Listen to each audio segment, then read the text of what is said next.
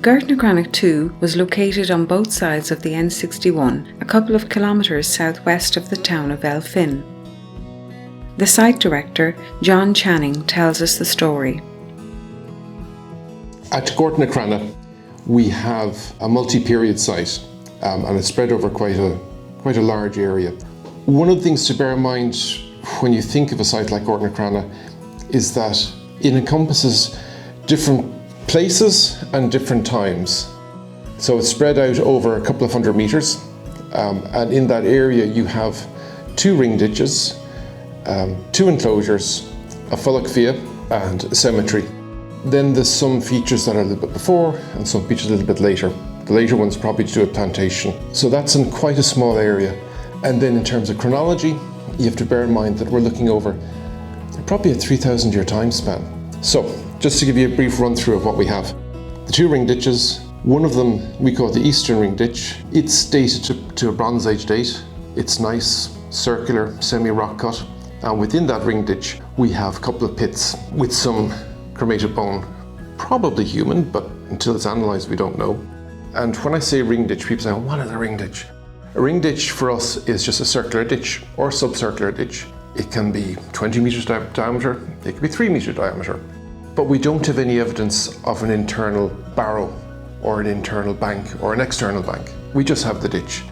And in that ditch, we have little flecks of burnt bone, cremated bone, which often are human, not always. Sometimes you get little beads and things associated with cremations. Then within the ring ditch, as in the case with our eastern one, you have a couple of small pits. Some of these could be for cremations, or could be some use yet to be decided. And as I speak, we're very much at the initial preliminary stage of analysing the information. So the excavations gathered the data, and now we're starting to process that information. So that's on the eastern side of the site. Then if you move a little bit to the west, we have, I call it a burnt spread. Some people might call it a furrow. Burnt spread, it's a deposit of stones that are burnt, desiccated, fractured with a lot of charcoal, covering a couple of pits and troughs. And if you remember from your school days, people talk about cooking a deer in the furrow. And if you ask archaeologists now, they just say, well, it's a facility of heating water. And for all the reasons you would heat water, now you'd heat water in the Bronze Age. So maybe for cooking, maybe for sauna, maybe for beer making, a lot of possibilities. But again, it's probably, if not contemporary, but the same broad time span as that ring ditch. So again, you're going back 2,500, 3,000 years. If you come to the north of that furrow and across the road, we have another ring ditch. This one is not so pretty as the first one. It's subcircular, so it's not a perfect circle, and it's not as well made, but it's a ring ditch nonetheless. It's been cut by the existing road, and it's also been cut by an enclosure. And the question people ask when they come onto site is, well, why did you dig there? How did you find the ring ditch? And it's not a simple answer. It starts at the pre-development stage, at the planning stage. There's an impact assessment done. We start with field walking, then we maybe might look at area photographs, might look at LiDAR, and a LiDAR was done of this area. We look at magnetometry, that's remote sensing, where you analyse magnetic variations in the ground and map that out. Putting those together with testing, that's another key step where we do central line testing with machinery. You start to get a picture of the archaeology. So when you put them together, you start thinking, well, there's a good chance there's a ring ditch here. So TAI and Roscommon County Council would then happily fund us to do a larger panel excavation area, like a large cutting basically, where we strip and we look and see what is there. Part of what I do, I look at the information I've been given, the data I've been given before I start, especially the magnetometer, this is the remote sensing, and I look at what I find and I try and correlate it. So with the ring ditch, I had a very good probability that there would be one there. There was a little fear at one stage when we didn't find it. We found half it and not the other half. And there was a little concern that maybe something had gone wrong, but it was there. And it was just rock cuts. A part of it was cut through the bedrock. So we didn't see it when we were looking at the soil above the bedrock. It's not there, but it was in the bedrock. And with subsequent ploughing and cultivation furrows, it had removed the upper levels, and that's how we found it. The ring ditches at Gortnacrannagh were excavated according to a methodology agreed with the TII project archaeologist and the National Monument Service as outlined in the method statement.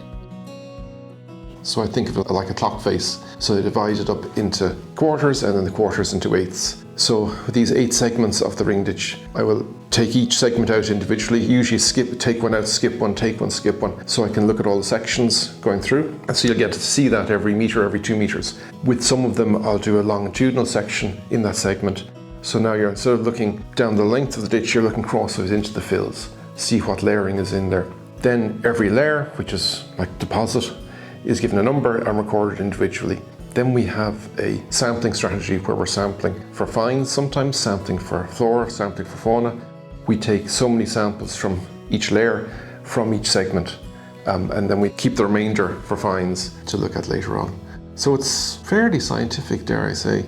It's also recorded in photograph and in plan, which is plan, you're looking straight down, in section, and you often hear archaeologists talking about section, that's looking sideways in.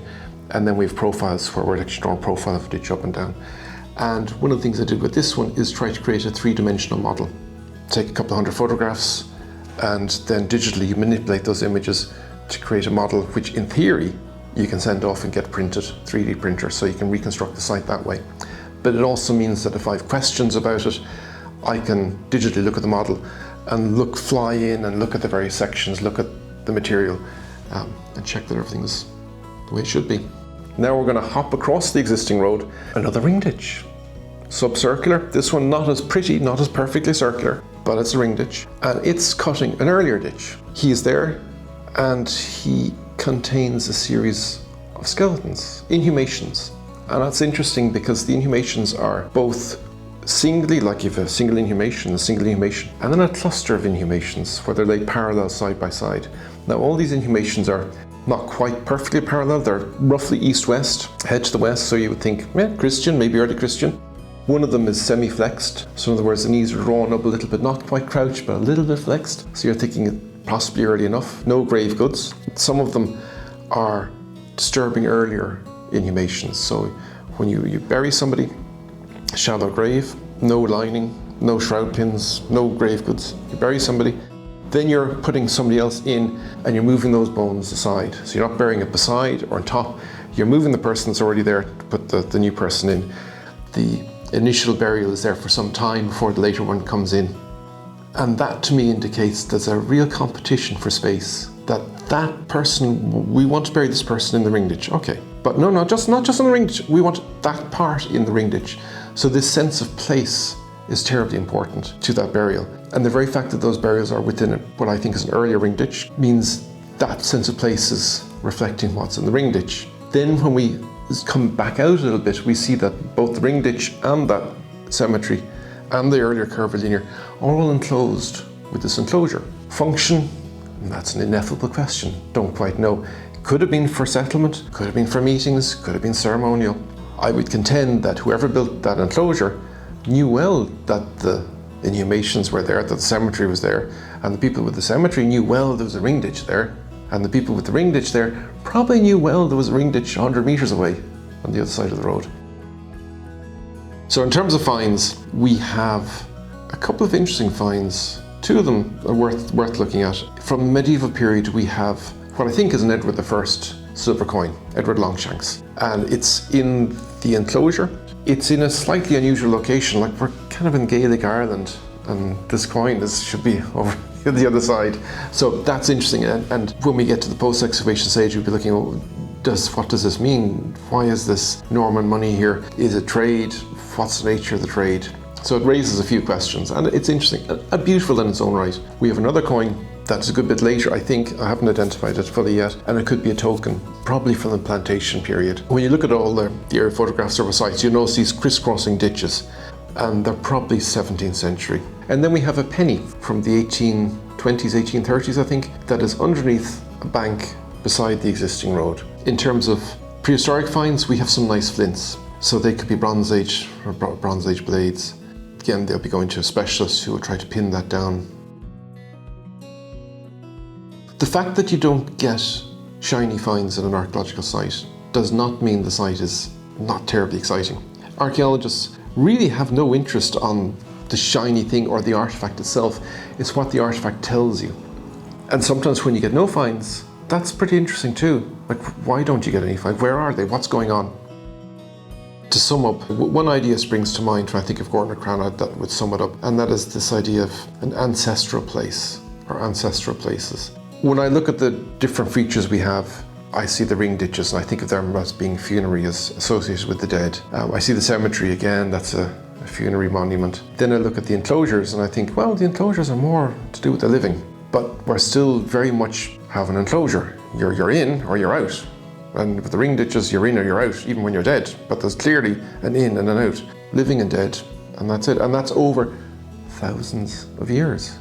One of the things I think of when you look at the sagas and you look at the Táin, Roscommon being not too far away, and then you start thinking, well, that's interesting for us to read now. The people in those tales, or at the time of those tales, or the tales upon which the Táin is built on, what were they telling each other around their fireside? What were their stories? And I think those people were probably at Gortnacrannagh, you know? So when you look at those tales, maybe the people at Gortnacrannagh, maybe they're in your stories.